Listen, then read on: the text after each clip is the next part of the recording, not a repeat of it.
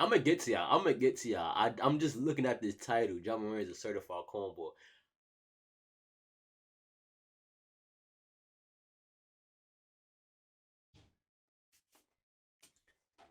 What's good, YouTube?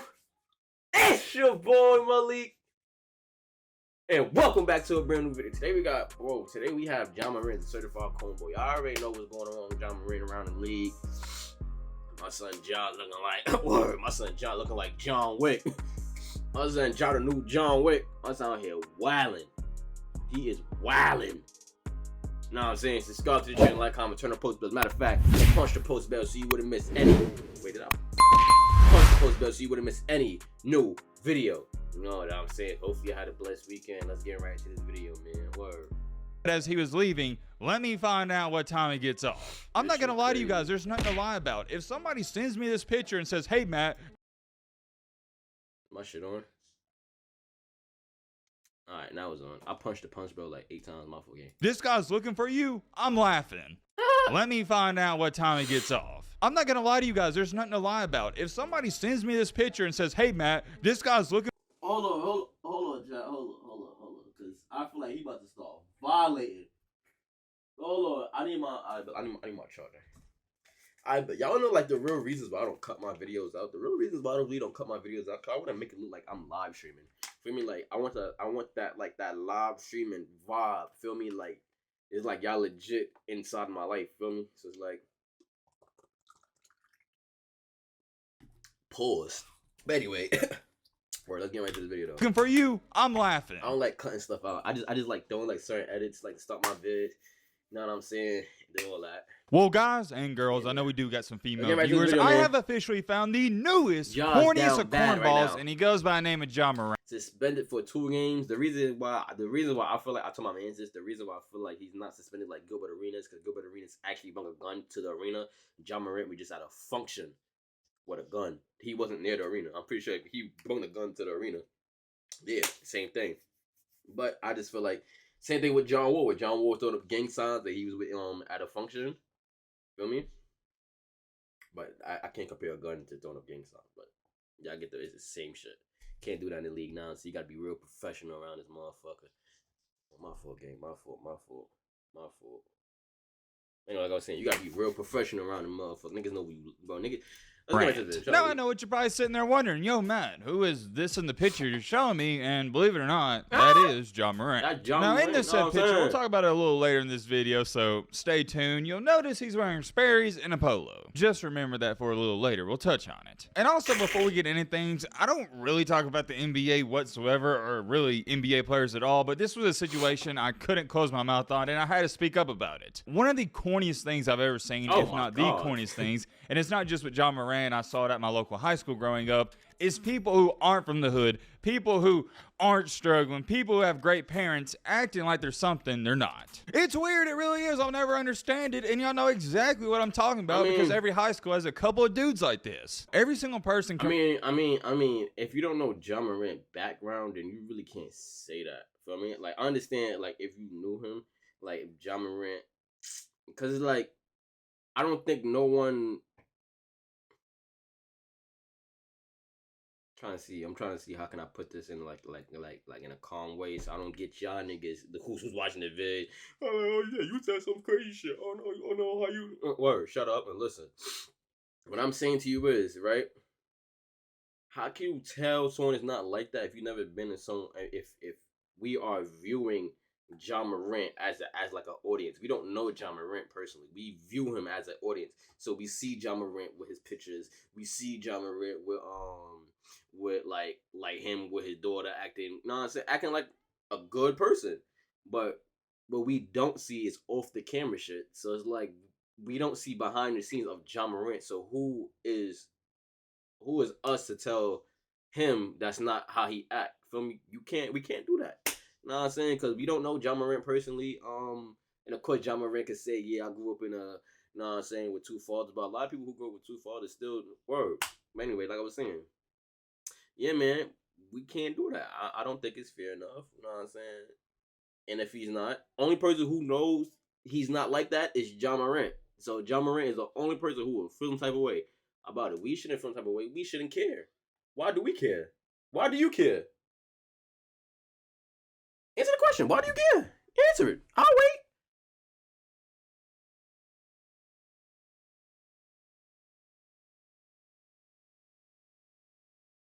Nah, that was mad sassy.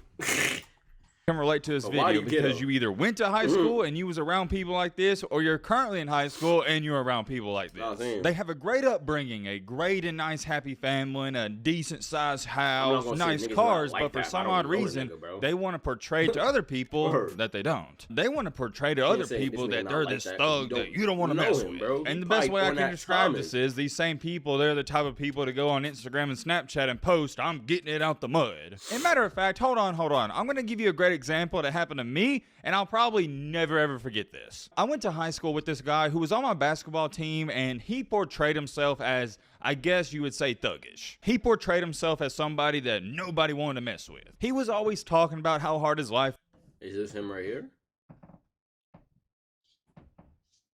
Is this him right here? Is this who the person you're talking about? And he was hanging around drug dealers. And the weirdest part about it, I couldn't wrap my brain around it, is that I really liked this guy, not only as a basketball teammate, but as a person when we would have casual conversations off the court. Because in the locker room or walking to our cars after practice, he didn't act that way. So I always thought it was weird how he portrayed this image of, oh, he doesn't have anything. Because around me, he didn't do that. Fast forward in time, there was a day he left his shoe at practice, and I happened to stay over, and he texted me and was like, hey, can you bring my shoe?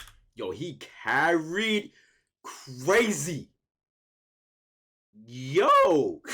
Home. And I was like, oh, he doesn't have anything. Because around me, he didn't do that. Fast forward in time, there was a day he left his shoe at practice, and I happened to stay over, and he texted me and was like, hey, can you bring my shoe home? And I was like, yeah, man, no problem. Send me your address. He sends it to me, and I drive to it. I get to where the GPS sends me, right? I pull into the driveway, and I'm like, wait a minute. This ain't right. I'm lost. I need to call him. I call him up. I'm like, hey, man, I think you sent me the wrong address. And he's like, oh, no. I see you, man. I'm looking at the blinds. I'm finna come out. When I tell you my mouth dropped, I mean it. I couldn't believe he lived here. I don't know the exact measurements of the house, but it was around about a 3,500 square foot house. For those of you that don't know,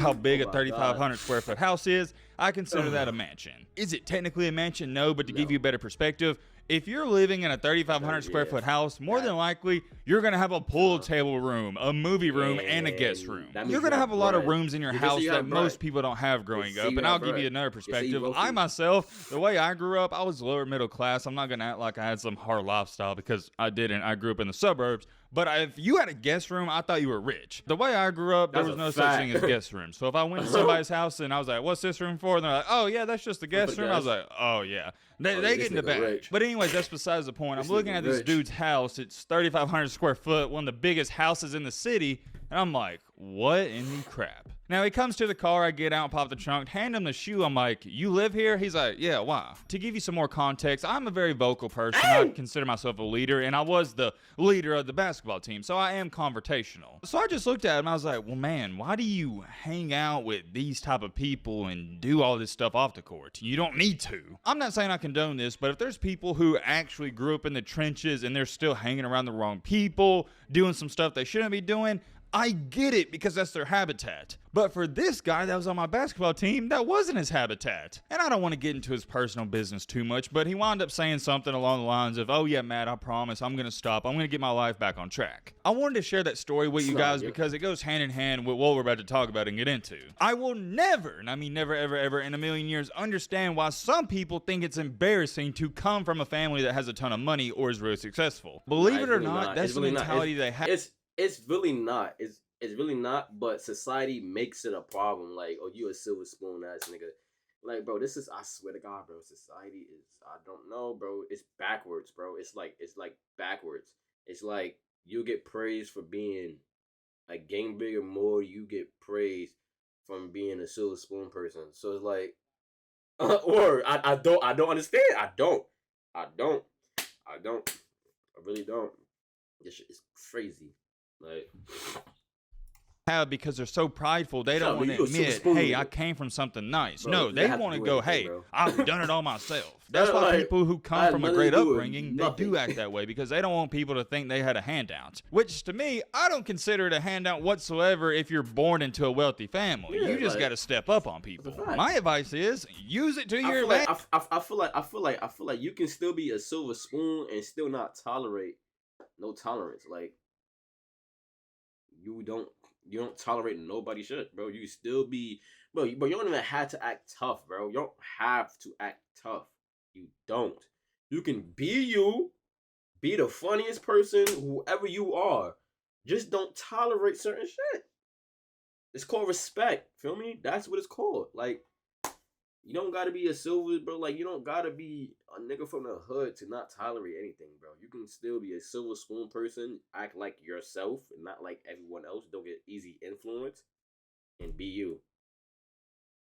And just don't tolerate the BS, bro. That's all you gotta say. Stand up for yourself, bro. You don't have to be a hood nigga to, feel me?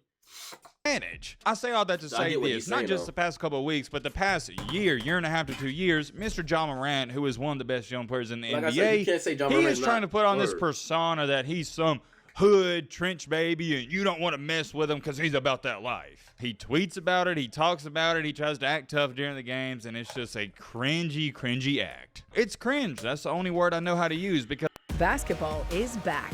Watch the action live with YouTube TV. Try it free. If your team solves complex problems, you need to try Lucid.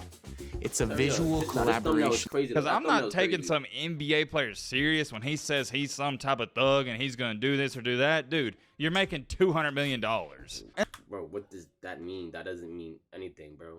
That was just a stupid... That was... you. Just because I make a lot of money don't mean I won't pop your head off your shoulder, you know what I'm saying? like that doesn't mean anything, bro. Like, word, like that does not mean anything. You fuck with me, I'm gonna pop your head off your shoulder, bro. I don't care if I make 200 mil, bro. Money don't, bro. I just gotta stop, bro. Money don't mean stuff to a lot of people, bro. Just because you're money hungry and yes, of course you need money, but some people they want their health. Some people would choose health over money. So just because he's making 200 mil don't mean that he's not tough. That makes no sense. But I see where he's coming from now.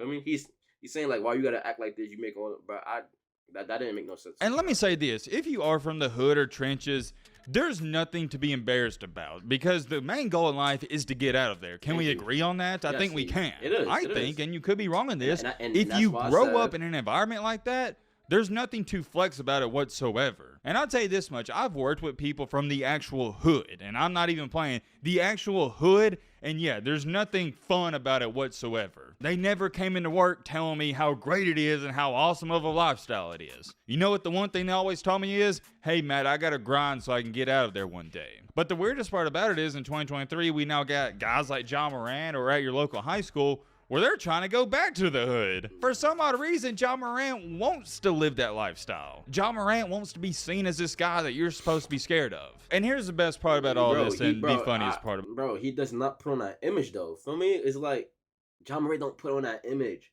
He don't. I don't see that image from him. I just see like certain, it's like certain clips. It's like certain scenarios he gotta act that certain way. Like that. What he did, when he flexed the gun, I just felt like it was in the moment. He was partying, he was lit, he probably was drunk, probably was tipsy, he probably just backed out. He probably wasn't paying attention. Same thing like with Bronny was smoking bud on Instagram. You say smoking on a demo pack, bro. People don't. Nobody's perfect, bro.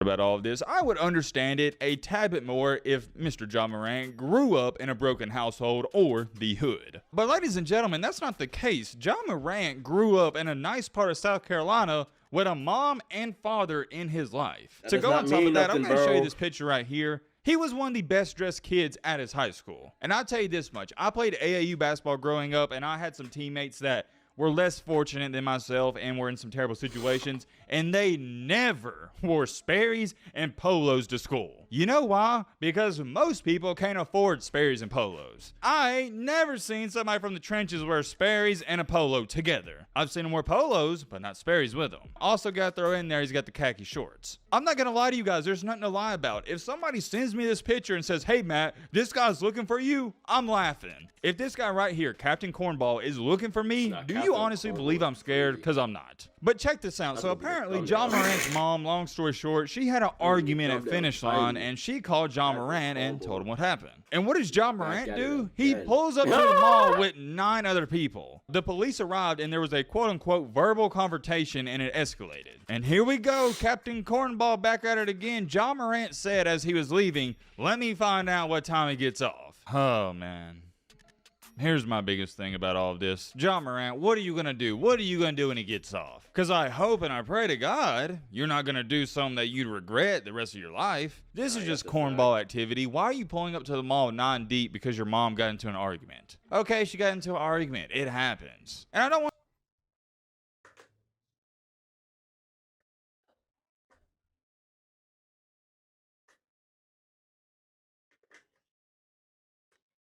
I'm pretty sure it doesn't say the argument, like what led into the argument. I'm pretty sure it doesn't say that.